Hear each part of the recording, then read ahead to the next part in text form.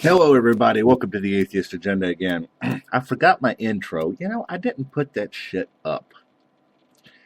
I don't know how to get it. Wait a minute. Maybe I can find it.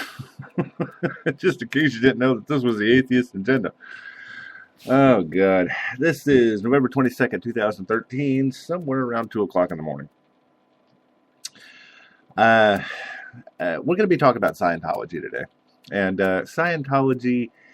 God, I almost don't need to do anything with it because, I mean, the minute you tell somebody Scientology, they go, man, that's fucked up. I mean, it's worse than, than like Jehovah Witness. You're like, oh, I don't even want to know that. Them fuckers don't celebrate anything. But you have to excuse me. I am so nasally today. I am friggin' dying. But what we're going to do today is, since it's 2 o'clock in the morning, and I have a bunch of friends listening right now because we have a $100 bet. On top of talking to Scientology, I will let you know when the Scientology thing ends. It shouldn't be more than about 30 minutes, I think. There's not much to discuss really about it. It's fucking cult. And then I have a $100 bet with a bunch of my friends. I'm always strumming around on the guitar. I've been playing guitar for about a year and a half now, somewhere in that area. And, they bet me $100 that I wouldn't play a couple of songs. And, because between the two platforms that this program broadcasts on, we have a couple of thousand people, that listen to us or at least download us anyway. But my friends will be listening live at 2 o'clock in the morning. So I'm going to get through this, my Scientology spew. And then they bet me I would not do this in front of a couple of thousand people and take the criticism. Now, I am in no way any kind of a decent guitar player. I mean, I don't know. I mean, I know like 3-4 songs. So, the rest of it's just fucking around more than anything. So, yeah, well, we'll see what happens. But, we're going to talk about Scientology today, and I tell you what, every place I look for Scientology, with the exception of, like Tom Cruise acting like a fucking idiot, he, yeah, I mean, it seems that this church targets us, they target high-powered people, it seems like, I mean, businessmen, dentists, doctors, things like that, and, I have something that I want to read to you because it kind of moves me a little bit. I feel so sorry for this father, this mother. One particular story. And about a kid named Noah who jumped from Manhattan Hotel clutching his last $171 because the fucking church took everything. Now, kind of like Muslims, they don't like to be talked about, so I expect to get some letters from them fuckers too. And, cease and desist, do not talk about, fuck you, it's my opinion, and it's a public forum, and kiss my ass, write me all you want. But, anyway, I mean, everything I read on these people it's cult-like. It's sick and it's cult-like. And they have somewhere in the neighborhood of, I think, 55,000 members. I mean, it's not a big church.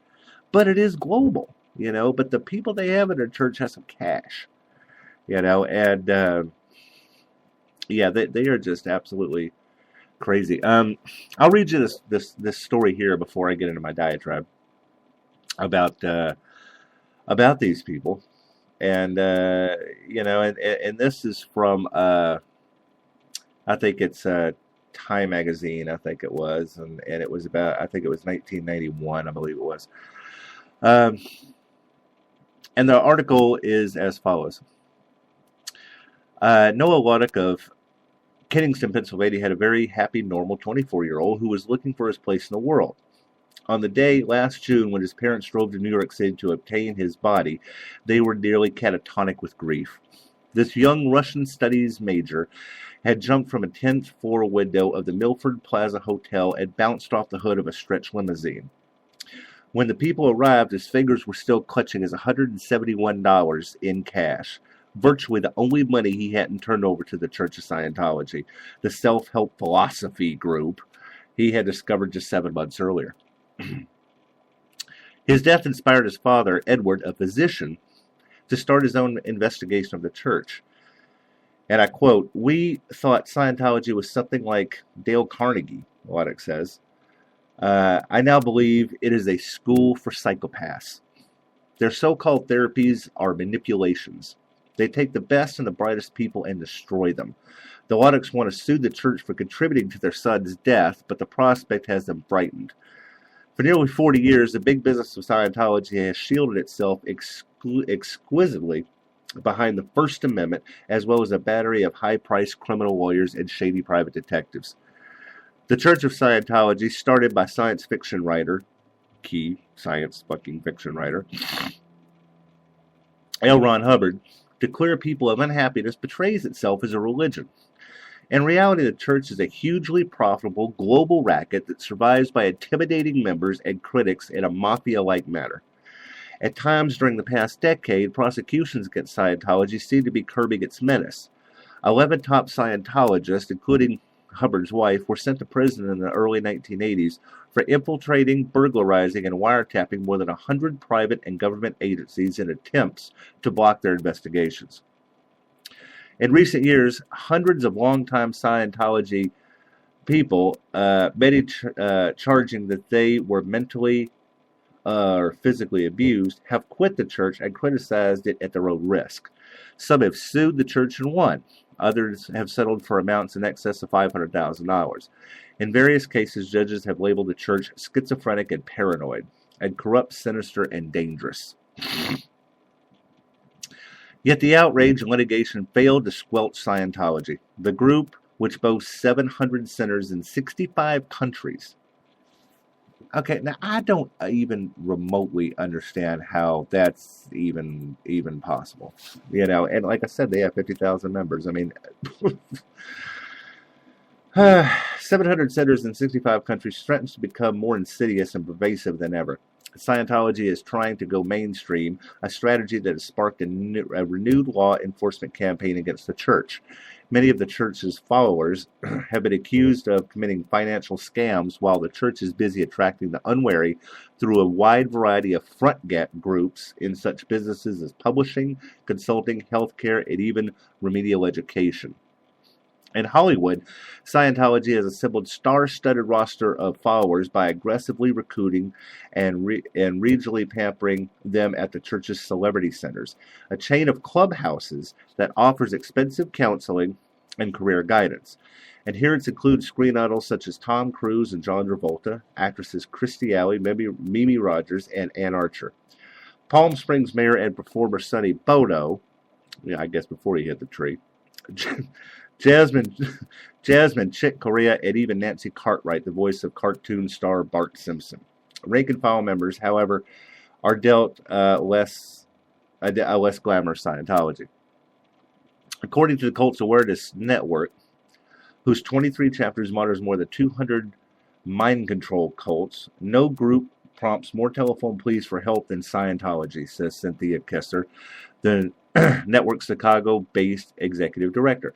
Scientology is quite like the most ruthless and the most classically terroristic, the most litigious, and yet the most lucrative cult the country has ever seen. No cult extracts more money from its members.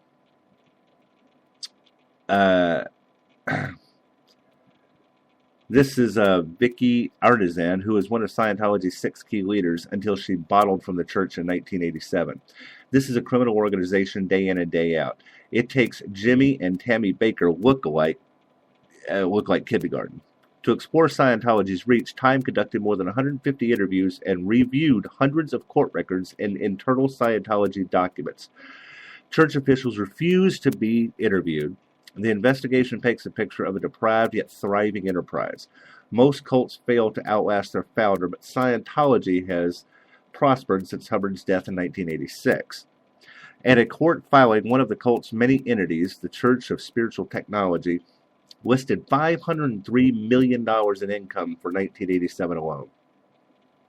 High-level defectors say the parent organization has squirreled away an estimated $400 million in bank accounts in Liechtenstein, Switzerland, and Cyprus. Scientology probably has about 50 to 55,000 active members, far fewer than the 8 million the group claims. But in one sense, that inflated figure rings true. Millions of people have been infected in one way or another by, L. Ron Hubbard's bizarre creation. Now, for my thing, I know that Scientology is now run by David Miscarriage, a high school dropout and a second-generation church member. Defectors describe him as cunning, ruthless, and so paranoid about perceived enemies that he kept plastic wrap over his glasses of water. His obsession is to obtain credibility for Scientology in the 90s, and among other tactics, the group retains public relation powerhouse Hill and Knowlton to help shred the church's fringe group image. Joined such household names as Sony and Pepsi as the main sponsor of Ted Turner's Goodwill Games, they buy massive quantities of its own books from retail stores to propel the titles into bestseller lists. They run full-page ads in such publications as Newsweek and Businessweek that call Scientology a philosophy, along with a plethora of TV ads touting the group's books. They recruit wealthy and respectable professionals through a web of consulting groups that typically hide their ties to Scientology. The founder of this enterprise was a part storyteller, part film, flim-flam man born in Nebraska in 1911. Hubbard served in the Navy during World War II and soon afterward complained to the Veterans Administration about his suicidal inclinations and his seriously affected mind. Nevertheless, Hubbard was a moderately successful writer of pulp science fiction.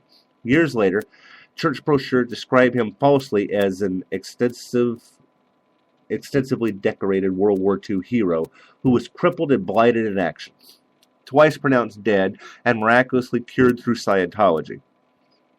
Hubbard's doctrine from Sequoia University was a fake mail-order degree. In a 1984 case in which the church sued a Hubbard biographical researcher, a California judge concluded that its founder was a pathological liar. Hubbard wrote one of Scientology's sacred texts, Diagnetics, the modern science of mental health, in 1950. In it, he introduced a crude psychotherapeutic technique he called auditing.